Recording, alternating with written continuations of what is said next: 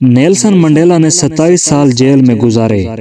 یہ ایک طویل سیاسی قید تھی، لیکن یہ قید منڈیلا اور اس کے نظریے کو نہ توڑ سکی، نہ ختم کر پائی۔ آخر منڈیلا رہا ہو گیا اور پھر ایک دن افریقہ کا صدر بن گیا۔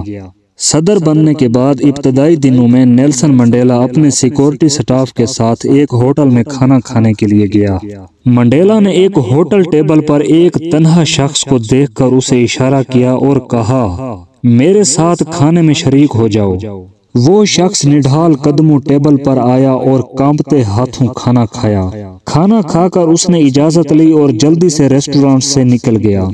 سیکورٹی انچارج نے منڈیلا سے کہا، مجھے اس آدمی کی صحت اچھی نہیں لگی، میں اس کے پیچھے جاؤں؟ منڈیلا نے کہا، وہ ٹھیک ہے، یہ اس قید خانے کا گارڈ تھا جہاں میں قید تھا۔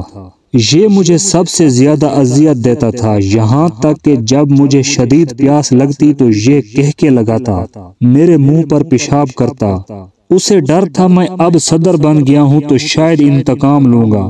میں نے اسے کہا میں اسے معاف کر چکا ہوں۔ کچھ لوگ خود اپنے انتقام کا بوجھ اٹھاتے ہیں، کچھ اپنے ساتھ ہوئی ظلم و زیادتی معاف کر دیتے ہیں، لیکن قدرت ناانصافی نہیں کرتی۔ ظالم کو مظلوم سے خود معافی مانگنی اور تلافی کرنی ہوتی ہے۔ اس کے لیے قدرت ایک دن ظالم کو مکمل بے بس کر کے مظلوم کے سامنے کھڑا کر دیتی ہے۔ مثلا نیلسن منڈیلا نے تو سب کو معاف کر دیا تھا، لیکن قدرت نے تو معافی نہیں دی تھی۔ منڈیلا کی صدارت قدرت کا انتقام ہی تو تھا۔